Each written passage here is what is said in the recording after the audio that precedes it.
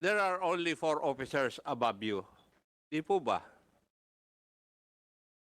TCDS, huwag kang bubulong-bulong dyan, Karamat.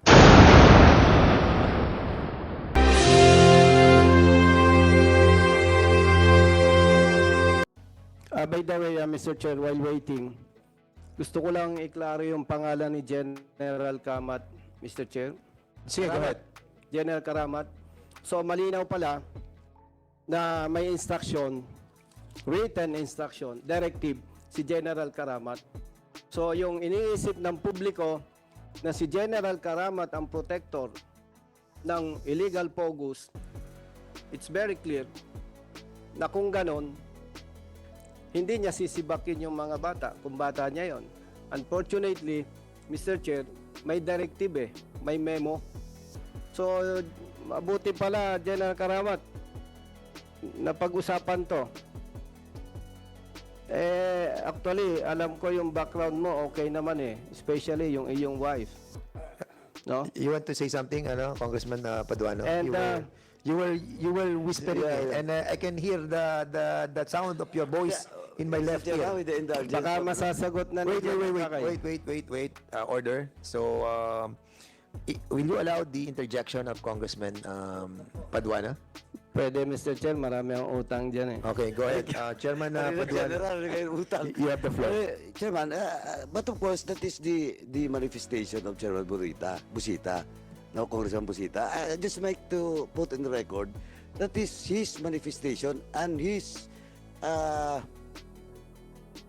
conclusion with regards to what really happened. But it does not conclude that indeed, di ba, General Karamat never, as asked by Chairman Akop, never talked to his mista. Di ba?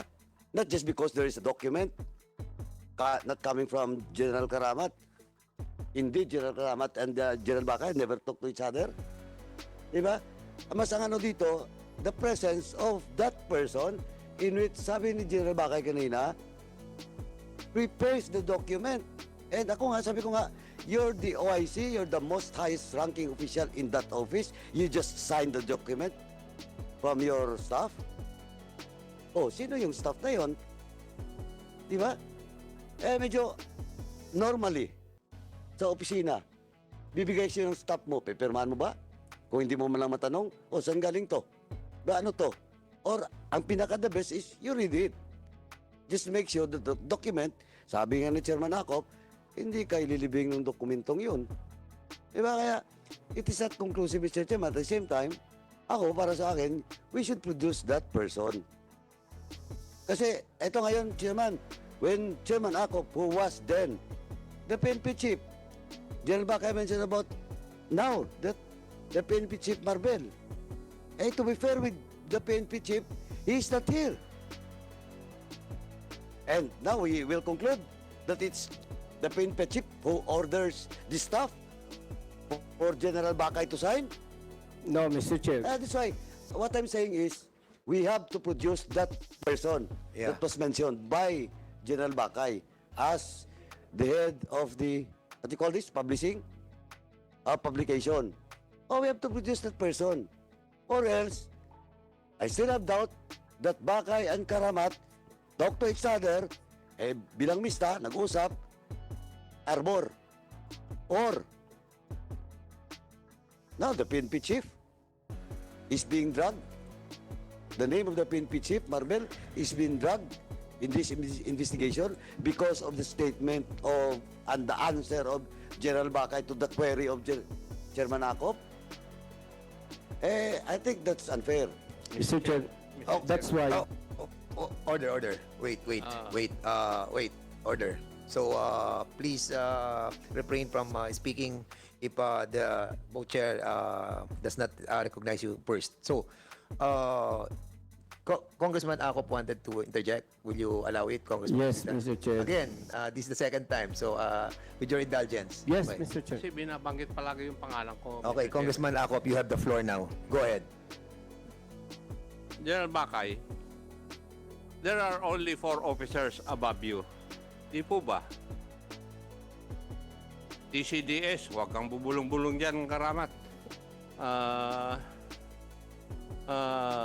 si TCDS, DCO, DCA, at saka si Chief PNP. Sino kaya doon sa apat na yun na nagbigay ng order? Sabi mo, hindi ikaw ang binigyan ng order. Siguro yung staff mo ang binigyan ng order. Which I doubt. Kasi pag ikaw ang Chief PNP, yung head of office ang tinatawagan. Never yung small Indian. Di ba? Oh. So, apat lang yung opisyal na superior mo. Sino kaya sila sa apat ang nagbigay ng order sa tao mo? Hindi naman pwede siguro yung TCDS. Label. Hindi siguro yung DCO. Kasi hindi niya domain yun eh. Pwede siguro yung DCA at saka si Chief PNP lang ang kumausap. Di ba? Alam naman natin yun eh. Pagsisinungalingan nyo pa ako eh. Galing ako dyan. General Bakay, please answer. Yes, sir. When I was the OIC, I was also at the same time the Deputy Director. And every orders coming to our office, Mr. Chair, it comes from publication. By the way, the officer in charge is Major Irene Hizon. It's Major Irene Hizon. Major And- Irene. Hizon, Mr. Chair.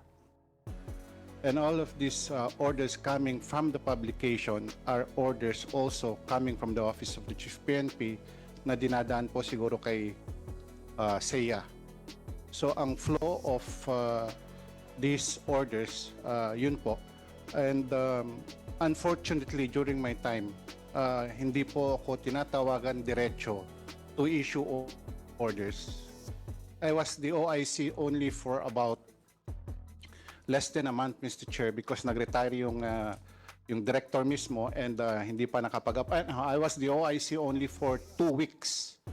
So hindi ko po na-experience yung ako po tinawagan mismo ni Chief PNP to implement orders. And in this case of the CIDG, nakarating na lang po sa table ko ang memorandum directing the director of CIDG to relieve Colonel Piyakaw.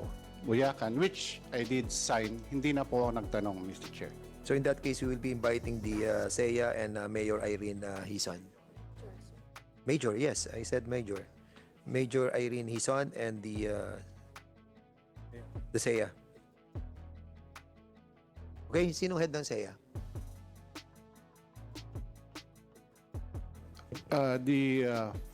Na-relieve na rin po kasi siya, but the SEA that time was Brigadier General Chris de la Cruz of General Marbella. Brigadier General Yes, Mr. Chair. Chris Christopher de la Cruz, Mr. de la Cruz. Can we invite the general himself? Mr. Chair, to continue. Sige, go ahead. General Bakay, sir.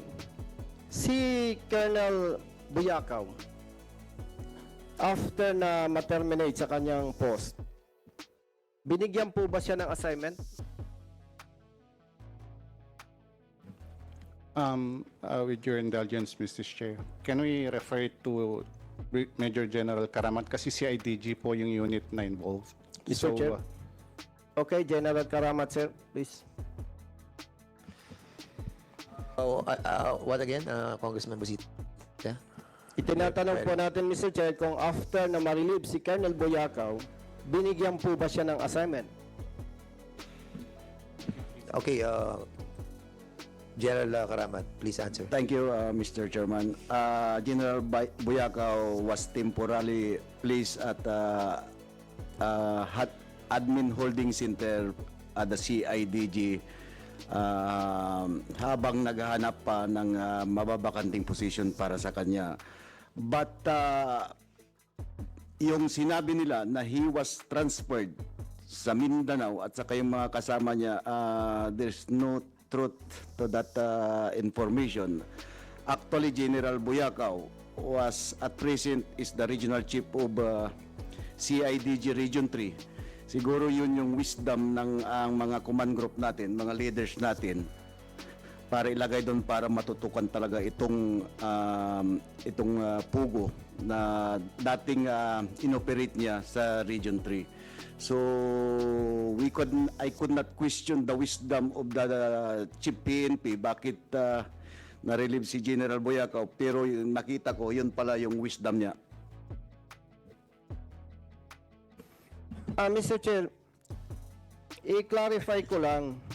Nirelieve is it Colonel or General? Colonel Boyacao, sir. Yes. I stand corrected, sir. Gusto ko lang ma-clarify, General Karamat, sir, na-relieve si Colonel Boyacao. Nilagay sa Admin Holding Center. In other words, floating status. Then, currently, siya ngayon ang Regional Chief ng CIDG Region 3. Tama po ba? Correct po, Your Honor. Kailan po siya inilagay doon? It was not my time already, sir, but Colonel Boyacao conducted the raid on, I think, February, and he was relieved March. I conducted the raid at Bamban around March, and he was relieved after 1 month. After 1 month. For the information of this committee, General Boyacao was relieved from his post because he did not meet the standard of the new leadership, the Chief PNP, because, General Karamat, sir, excuse po. yes, sir. Ang pinag-uusapan po dito yung immediate relief ni Colonel Boyacao na hindi nga alam ni General Bakay Nagperma lang siya Kaya with all due respect, General Karamat, sir, wag niya po ninyong i-justify. And Mr. Chair, there are more than 10 police personnel na kasama na relieve or na transfer sa iba't ibang assignments. So ito po ba pinili nila, General Karamat, sir? You're correct, Your Honor. Actually, I have a document here signed by the President Director of the CIDG explaining or the evidence why all this personnel was relieved. It's either they requested to be relieved or to be reassigned to another unit. So, duly signed by the President Director of the CIDG, sir. So, I will submit this document to prove na itong mga kasama doon sa mga nag-raid ay hindi nirelieve dahil doon sa pag-raid nila ng Pogo, Your Honor. General, can you kindly submit to this chairman the documents pertaining to the reason why they were relieved? Yes, Your Honor. For the information of the members of this committee. Mr. Chair, to follow up the statement of General Karamat, You have only have 1 second. hindi naman 2 minutes. Nagagalit na minutes. si Thank you, Mr. Congressman Chair. Jojo Lara. General Karamat, sir, nakikita ko po sa iyo, ginajustify mo Pero, the question is, mahirap paniwalaan po Why? After 2 consecutive successful operations, sa halip na bigyan ng awards and commendations na pagsisibak o na transfer itong mga tao na to. Kaya po, pasensya, with all due respect, hindi po valid yung justification mo Bakit kadami naman ng matatransfer o masisibak, bakit sila pa after the operations? Ay alam natin na as per report, maganda yung kanilang operations. And kaya tayo, Mr. Chair, sincere dito, in line with the instruction of our President, itong banning ng Pogo, hindi ganun kadali na mapipigilan yan. At kung hindi ito mabigyan ng proper attention, Mr. Chair, matatakot na yung police personnel natin. Kaya po, dapat talaga, protection na natin ang mabubuti at mga responsableng police personnel, Mr. Chair. Yun lamang po. Maraming salamat.